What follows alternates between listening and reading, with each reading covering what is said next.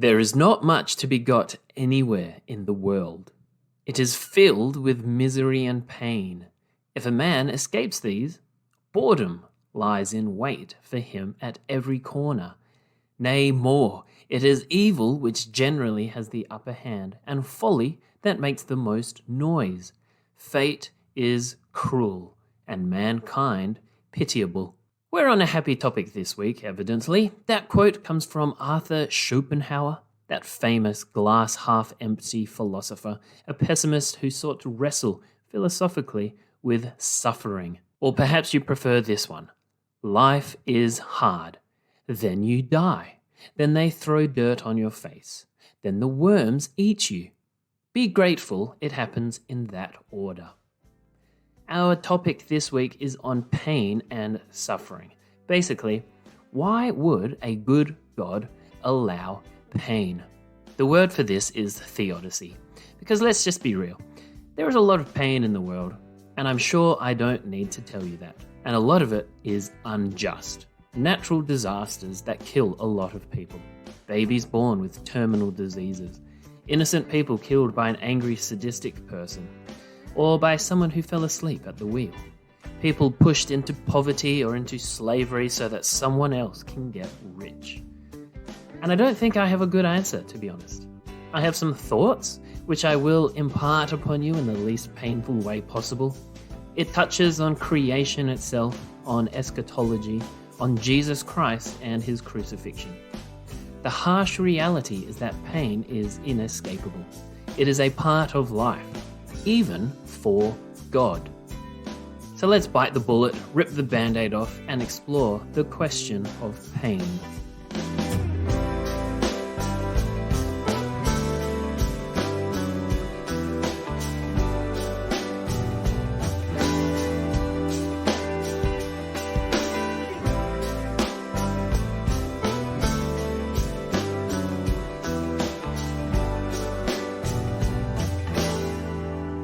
This week's topic actually comes from a request from my one follower, my wife.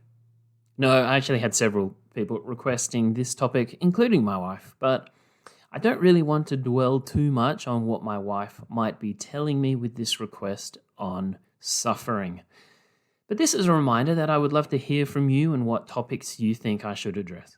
Let me know if there are any isms or schisms you are wondering about, or just anything, let me know. But this is a two-parter. I don't want to deal with just pain. I don't like pain. I want a bit of pleasure as well. So next week's episode, we are looking at the pursuit of pleasure, which is called hedonism. So we're doing pain and pleasure. There are fewer sound effects in these episodes. I know you all love the sound effects, but finding appropriate sounds for the topics of pain and pleasure while keeping the podcast non-explicit is rather difficult. I'll let you provide your own sound effects if you really want. And actually, this first part on pain is quite long. It's longer than the normal episode and has taken me forever to write. But I think this topic deserved a longer treatment. So we've got to get through a long discussion on pain before getting to pleasure.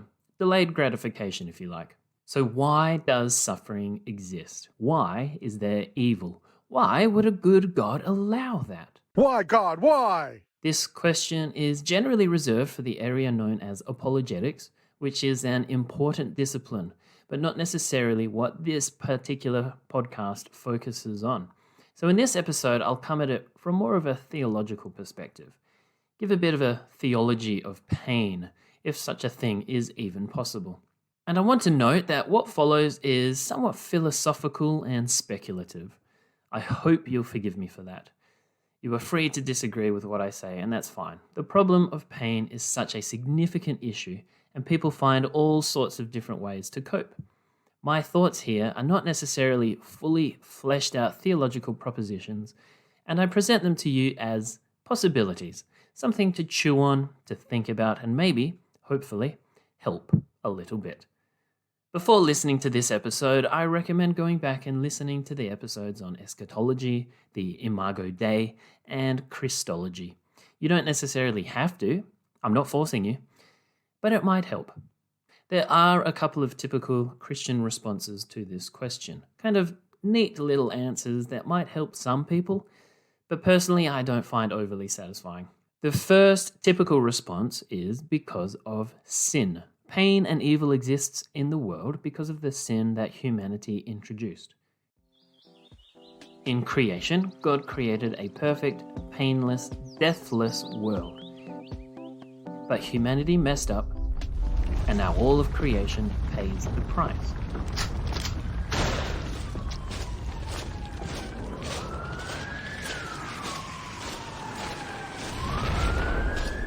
I'm not going to get into this too much, but suffice to say, I'm unsatisfied. There's a bunch of problems with this. Later in this episode, I'll discuss some of what Genesis says about creation, which challenges this response. But also, there are a couple of logistical issues here. First, according to the Bible, Satan was around before creation and rebelled against God, and so Satan sinned. So sin did exist before humanity rocked up on the scene. Second, humans were created with the capacity to sin, and if humans were going to live for eternity, then mathematically, even if sin had a 0.00001% chance of happening, it would have happened at some point, and God would have known this. So if you follow the logic, if God allows for sin, then he allows for pain. And we're back to square one. Sin can make pain worse. Murder, corruption, theft, unfaithfulness, abuse, this all causes pain, but I don't think that pain exists because of sin. Another response is that God allows pain so that humans can grow or be disciplined or something. The Bible says that God can use difficult circumstances, but I don't believe that God causes that pain with the goal of growth. I just don't think that God thinks, I'm going to cause an earthquake over here that will cause a tsunami. It's going to kill a bunch of people. It'll damage the environment. But Sally is going to learn some patience, and Johnny is going to have one hell of a story. I cannot reconcile the idea of a loving God who would intentionally cause pain. Some might hold to this argument out of a commitment to a belief in absolute providence. That is, that God causes and plans every little thing that happens in the world. And so people need to find a reason for pain and suffering. And they think, I'm a good person, I'm a Christian, so this must be to my benefit in some way. The pain that I am feeling must have a good purpose. Sometimes that purpose is to glorify God. That is, through pain, something good comes about, and that good thing demonstrates God's goodness and glory. This is kind of a tautology. It's like the arsonist who sets a building on fire and then races to put it out with water and is hailed a hero. So I don't find this particularly convincing. Another response that some people have occasionally offered throughout history is that God is punishing people through pain. It's a form of discipline. I'm not going to give this response the dignity of my own response because it's just kind of ugh. Okay, so why does God allow pain? Why is there suffering in the world? Again, the thoughts that I'm going to provide are not necessarily a perfect answer because I've had those moments, those dark nights of the soul, those faith crises, like everyone has. My basic answer to the question of why pain exists is because God has not yet finished creating. He's still creating, and he invites us into that process of creation. Have you ever worked on something and halfway through you look at it and it basically just sucks? I think not. And you wonder why you ever started? Like a painting, and at the moment there's just a bunch of squiggles and splotches of paint. There's a vague resemblance to a person's face, but it just looks like a nightmarish ghoul. And you hate it when people are staring over your shoulder. Interesting. I think creation is in that middle place, where there is a vague resemblance to what creation should look like, but we're not quite there yet. Within this, I'd say that pain is eschatological. If you don't know what that word means, go back and listen to episode number 1. Pain is part of the process of creation that will find its culmination in the new heavens and the new earth. So why would God not just create a perfect world in the first place, without pain, without suffering, without death? I kind of think that it's because humans are part of that act of creation. That is not to put ourselves in the position of the Creator, but that God draws us into the process and invites us to be a part of it. I truly, genuinely believe that what we do in the world today has an impact on eternity, that we are shaping what the future new creation will look like. That is what resurrection means, not throwing away what is here, but reaffirming it, redeeming it, not getting rid of creation, but elevating it. So what we do now will be reaffirmed and elevated and incorporated into the new heaven and earth. God invites us to be involved in the act of creation, in a similar way to how I get my 2-year-old son to help me with things at home, like gardening or unloading the dishwasher or putting dirty clothes in the laundry basket. It's a lot slower, doesn't always go how I had hoped. What my son thought was a weed was actually a broccoli sprout. Uh-oh. Some dirty cutlery gets mixed in with the clean. And somehow my shoes and the clothes I was going to wear tomorrow end up in the laundry. But I wouldn't have it any other way. My son gets a sense of worth and responsibility. He gets a sense of ownership of the house, respect, and a place within the family. We get to spend time together. I get to teach him. And I just thoroughly enjoy it. So I feel it's similar with God, just on a cosmic scale, how God interacts with creation. He invites us to be a part of that creation, to help shape the world, guided by his prompting. It doesn't always go the way that he might have wanted, but he can work with that anyway. I don't want to trivialize the issue because it is a real issue that we have to grapple with. Suffering sucks. But when people ask, why would a good God allow suffering and pain and injustice? I sometimes say, I don't know. I've never made a universe before. Maybe it's really difficult. That's completely tongue-in-cheek and might not go down well with people who insist that God is in ultimate, absolute control and that his creation is finished and completely perfect, but I always like to be a little bit cheeky. If the goal of creation is to create a world without pain and suffering, then creation is complete and finished only when there is no pain and suffering. So if, from the beginning, God created a world with no pain, then the goal would have already been achieved. But that sort of creation would have had no input from creation itself. Humans would not have been involved.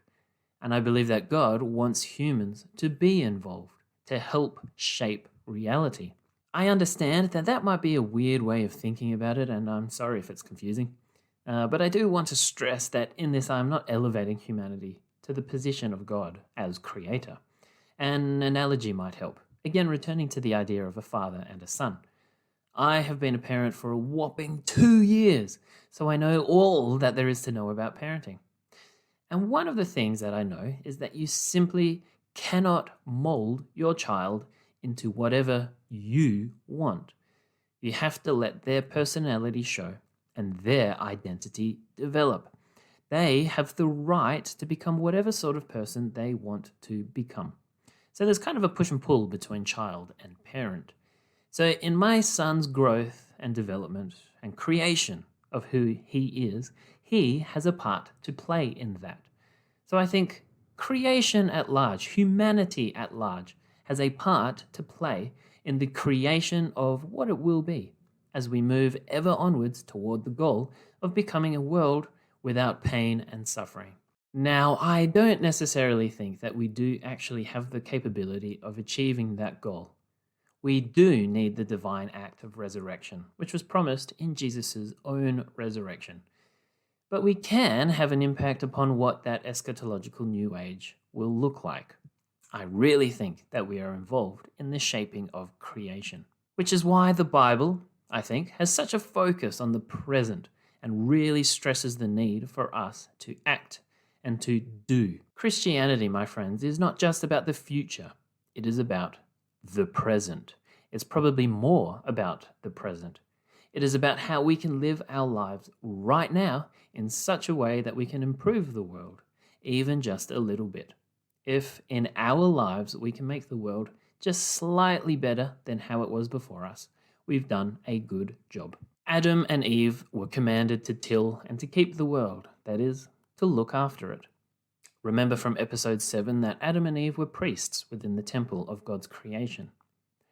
And the Apostle Paul in 1 Corinthians 15 writes this whole chapter about what the future resurrection will be like, and then finishes by saying, "Therefore, work, knowing that your labor is not in vain." Whatever happens tomorrow will happen tomorrow, but today, get out there and work. And you know what?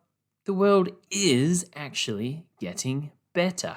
Hooray! Poverty, world hunger, child mortality, parasitic infection, the rate of violent crime is down. Life expectancy is up, as are literacy and education rates. More people have access to education, to the internet, and to clean water. There are better rights for women and children.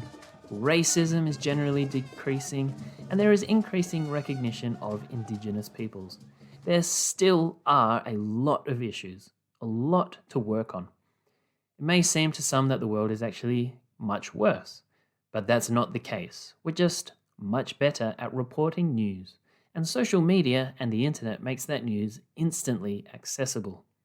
Historically, a lot of social issues and improvements have been implemented and pushed through with Christians at the forefront.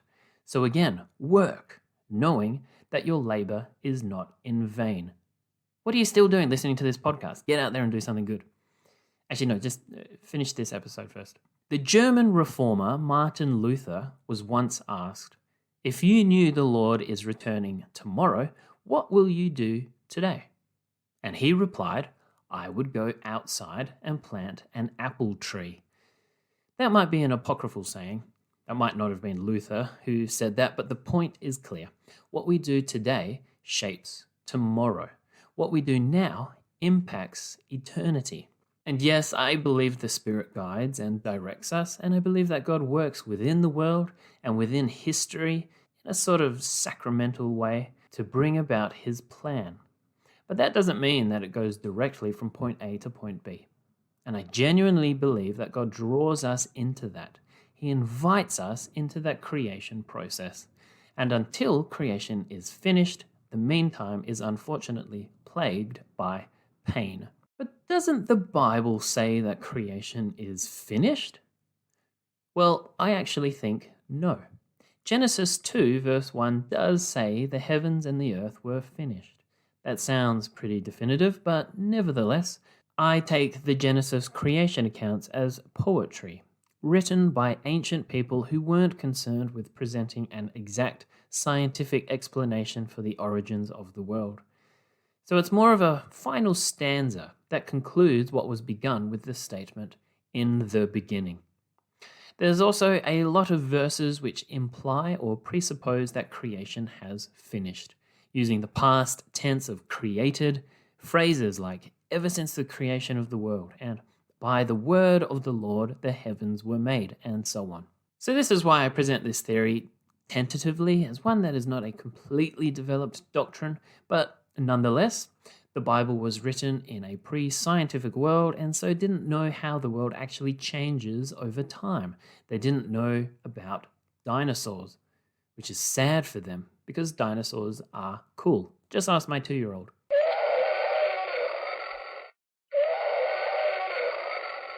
So the biblical authors didn't have any reason to suppose that creation wasn't finished. But let's quickly return to Genesis, where there are a few curiosities. First, death is already present. In fact, it's built into creation. Animals have mouths and stomachs and intestines. They are built to eat. They were instructed to eat. They were given plants to eat, not other animals, but they needed to eat. So what would happen if they didn't eat? And what happens to the food that they eat? It must die. It must break down as it goes through the digestive system. The moment you pluck a leaf off of a plant or a fig off of a tree, it dies. Second, pain is already present in creation. Look at what God says to Eve after she has eaten from the tree of knowledge of good and evil. I will increase your pain in childbirth. Increase. There was already pain. And just as a quick side note, I don't necessarily think that God is intentionally causing that pain. I think the author is trying to make sense also of why there is pain in the world. This is a question that goes all the way back. Third, on each of the days when God looks at creation, he sees that it is good. And after humanity sees that it is very good. Many people have interpreted this as referring to a perfect paradise, but this is not accurate. The Hebrew word for good is tov, which is actually closer to the word functional, or fulfilling its intended purpose. It doesn't mean perfect. So I think this challenges the argument that pain and suffering exists in the world because of sin. Because actually, there already was pain in the world before sin, before humanity. And when we look at what science teaches us about the world, we see a world that is in constant flux. It is constantly changing, evolving, adapting, dying, growing, and this includes humanity. Within the human body, 1 million cells die every second. Your body is literally, physically, a completely different body every several years. So you are changing. The world is constantly changing. The universe is expanding. So I think when we put all of that together, it means that creation is dynamic and fluid and active and ongoing. It is not static. Why? Because that is exactly what God is like. God is active and dynamic, not static. What will the finished creation look like? I think it'll look like Jesus, the risen Jesus. I think in the resurrection, Jesus embodies the future eschatological age. He is the personification of the unification of heaven and earth. In his resurrection, we see a synthesis of this earthly world with the heavenly. In him, we see justice and life, and we see what Jesus has accomplished. He still, after all, bore the wounds in his hand and side. The pain that was inflicted upon Jesus was not forgotten or ignored, but was seen by God and was dignified. Those wounds became badges of victory. In the end, when creation is finished, when Jesus returns and we are resurrected, when the world is redeemed, in the great eschatological new age, the new heavens and earth, we will be in a place which we helped shape, of which we have ownership. It will not be some other strange new place, but will be more intensively and more intimately home than anything else we've ever known. It will be us. And all the pain and the suffering that has happened in the world will be made right. I don't know how, but I believe that it will. That's the promise of resurrection. The wounds that we bear are seen by God and will be dignified and become our badges of victory. But also, what's exciting, I think, is that just means that creation is finished, and that's just the beginning. Life won't end in that age. In fact, I think that's when it will really begin. At the moment, we're just in the incubation stage. In the light of eternity, all the pain of the present will be forgotten. But the final thing I wanted to say about this topic on pain and suffering is that God is not immune to the pain. God is not unaware, and he is not uncaring. He sees it. He feels it. In fact, an argument could be made that he experiences more pain than anyone else. If God is in creation, as it says in Ephesians 4 verse 6, he is above all and through all and in all, then he feels everything. He feels it all. He sees your pain. He feels it. He's right there with you in the depths. In Jesus' death on the cross, God experiences pain, physical, emotional, spiritual, shameful pain.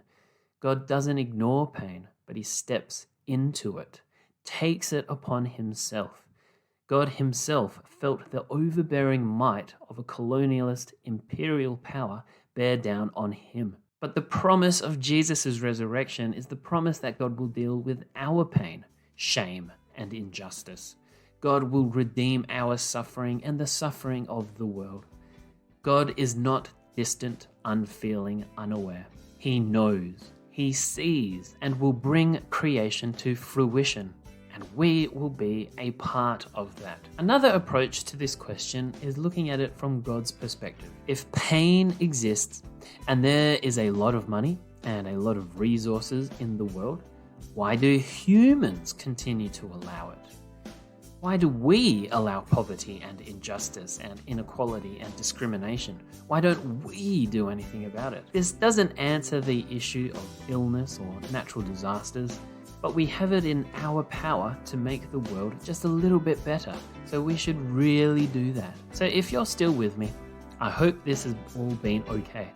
Hopefully it's been interesting and challenging. Hopefully it hasn't been too painful. Thanks for sticking it out with me. I really do appreciate you. If you've enjoyed this episode, it would help me and the ongoing success of this podcast if you told someone about it, or if you rated and reviewed on Apple. Check out and follow the Instagram. I've been doing some fun stuff there. And let me know what you think. This episode was recorded on the traditional lands of the Whadjuk Noongar people. I look forward to examining more isms and schisms with you.